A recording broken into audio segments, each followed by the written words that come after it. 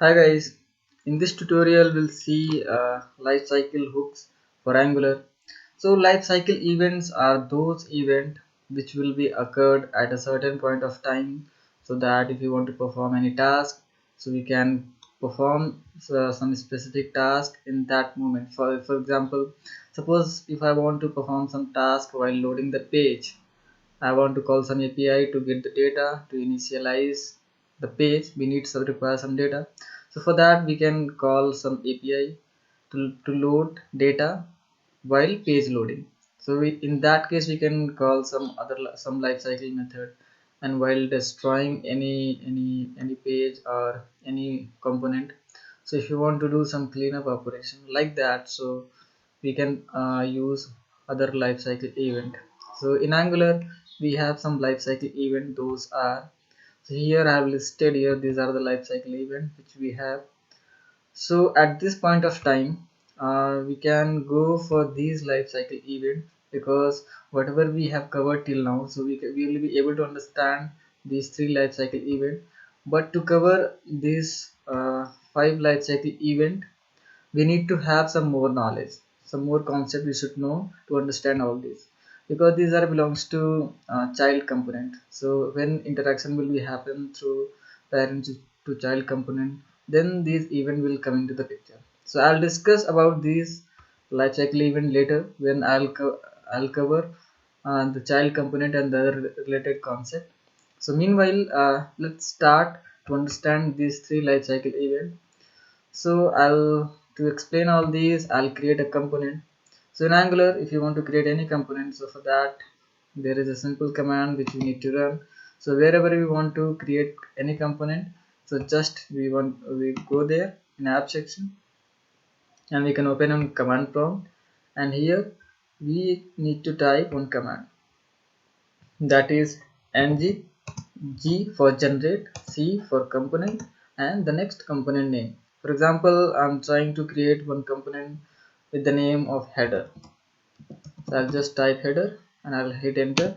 So it will create a component for me, and that component has all the files which is needed. For example, HTML file, CSS file, and TS file. So here component got created. So this is the component. Here we can see we have all the four files which we need. And whenever you create component from the command line, so as in the very first video I have explained you that whatever component we create, so we need to declare those component in app module.ts file. But if we create any component from command line, then we need not to do the step. Angular will do this step for us. So this component will be registered here. See, header component.ts header component is already registered here, because we have created from command line. So it will do all the initial setup. We need not to do anything. So now we are good to go.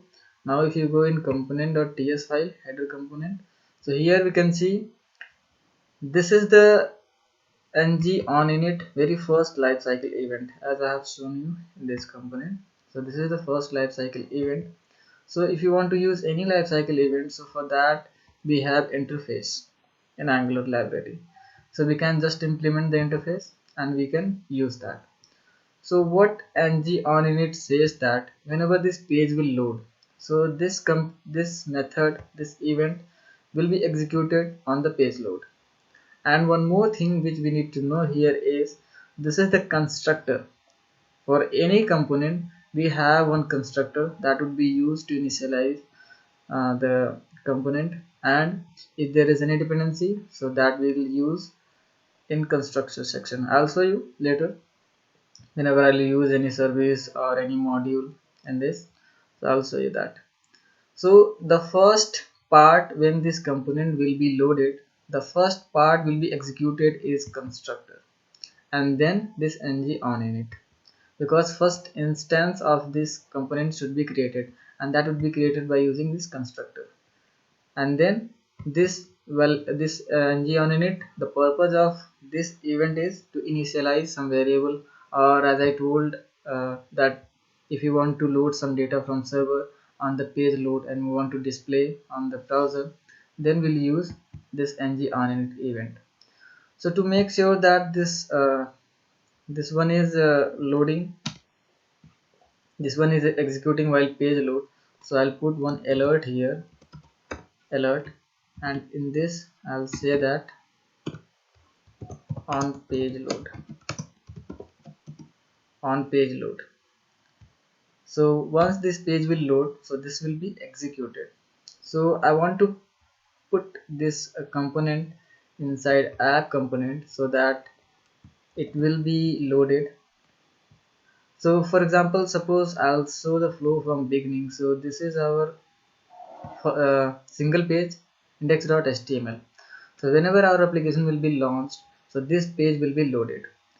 If I'll comment this line, sorry, if I'll comment this line, so it means that this page will be loaded by default by the application.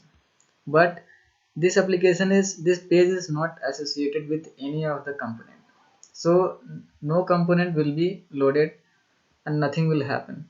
So to load any component, we need to associate that component with one or other page. For example, our app component is associated with the single page, this HTML index.html page. Similarly, if I want to load our header component at this point of time, so I need to associate this header component in any pages, either in index.html or in app component, which is already being loaded. So here I'll use the selector of this, so that this component will be loaded. Now whenever I'll run the application, so this will be loaded. So let's save it and let's see. So see, the page is loading, and on page load, this piece of code executed. This piece of code, where it is. So on page load, this method is called and this is executed. So that's why it is showing alert like page is loaded. So in this way it works, and this is the default value which is available in this header component.html. So whenever we create any component, it will give the default value. So now in this way we can use ng on init. Now if you want to use the second lifecycle event, that is ng on destroy. So for this we need to implement one interface. That interface name is on destroy. So let's copy from here, and here we can, as many interface we want to implement, we can implement similar to other language. And it is saying that there is one, we need to import this here in our component, and it is saying that there is a one method that belongs to this interface that we need to implement. So that is the method, this is the method. So I need to implement this here, and whenever this component will be destroyed or unloaded, so this will be executed at that time. So for that, let me copy here, paste, and put the text like that. Component have been destroyed. Component have been destroyed. So this will be executed when this component will unload or destroy. So to generate that scenario, what I'll do is, here component is loaded. So to unload this component, I'll create one button here. One button on the click event. I'll handle click event for this button, and on click event I'll call on method. So I'll say handle child, and I'll use this method. Let's see, say here click me. Okay, I'll use this method in our app component to perform their respective action. So what this method will do is, here I'll declare one variable that will say that it's so. It means that child component should show or not, and this is a boolean type. And here while calling this method, I'll assign the different value. For example, so here I'll assign, if it is true it will make it false, if it is false it will make it true. And based on this condition I want to load this component. So for that I'll create a div here, and in this div I'll copy this, Control X and paste. And here I'll create one if condition and structural directive ng if, and here I'll use the variable which I have changed here, this age. So whenever this condition is true, this component will be loaded. Otherwise, if it is false, this component will be unloaded. So let me save this all. So by default, value is false. So component is not loaded. That's why we haven't get any alert by saying that component is loaded. Once I'll click here, so here I got on page load. Page is loaded at this time because that value got true. So if I'll click again, then this component will unload, and then we can see the destroy method will be called. See, component have been destroyed. So the component is unloaded. Now after clicking OK, this portion will be disappear because component got unloaded. So see here, component got unloaded. So in this way we can handle this lifecycle event ng if ng on init and ng destroy. Now we will see the third event, third lifecycle hook, that is ng do check. So to work with ng do check, I'll copy this and I'll paste here. So before doing implementation for these, let's understand what it will do. So this ng do check, what it does is any variable any variable of this component. So if it got changed, its value got changed due to any reason or any activities. So this method will be called. For example, if I am declaring here one variable that is name and that is of type string, and if this variable is got changed at any point of time, so this method will be executed, and then we can whatever activity we want to do, so we can do. But this is very costly process, very costly event, because it keep on calling irrespective of what property is going to be changed. Any property if going to be changed, then it will be called. So this is a very costly event, so mostly we avoid to use this. So I'll show you why it is costly. So let me produce a scenario so where we can test about this. Let me create one more variable, that is address, and this is also of a string type. And for to support this, I'll create here two input field, that is one is for the name of name, and here I'll read this variable, this input field, with the two-way binding and the ng model. And here I'm reading value inside name variable as I have declared there. So I'll use this one more input box here, and I'll give 2-line break so that it will be displayed separately, and this variable name would be the address as I have declared in component here, as I have declared address. So whenever any of these variable will be changed, so this method will be called, and on calling of this method I'll print some value on console, so that console.log,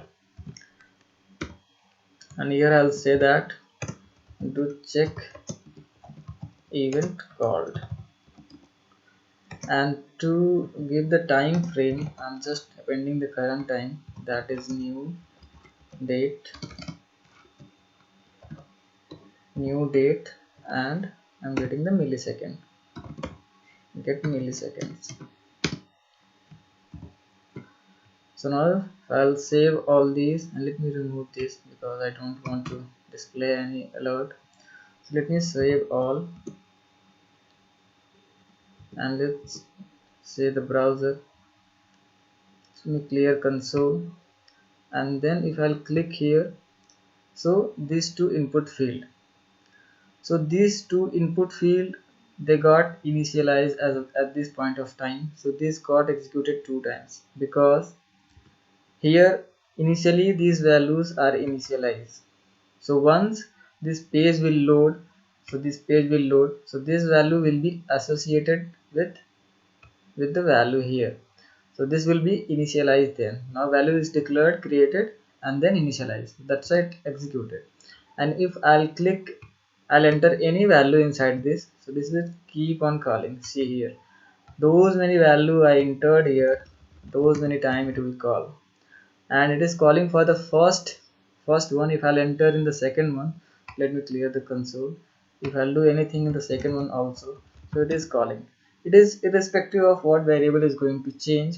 It will call for every changes that is happening in this component. So that's why if we are making any changes or we're typing any values or anything is going to happen in this, irrespective of whether we want or not, but this will be executed. So that's why it is very costly process, and mostly we avoid to not to use this. But we have one event like this. If there is a scenario we can use. So I'll say there is a one scenario where we can use this. For example, we can see in Hollywood movies the police car, the security alert system. If somebody has fallen on the somebody is trying to do something with the car that is locked, so that will be alarm will trigger. Because if anybody is trying to do something on car, so its position got changed. If there is a slight change in the position, so it will trigger one event. That event might be like this: do check event. And if this event is triggered, it will fire an alarm, something like that. This is not exactly thing, but we can understand with this scenario. So this much guys, thanks for watching. Have a good day.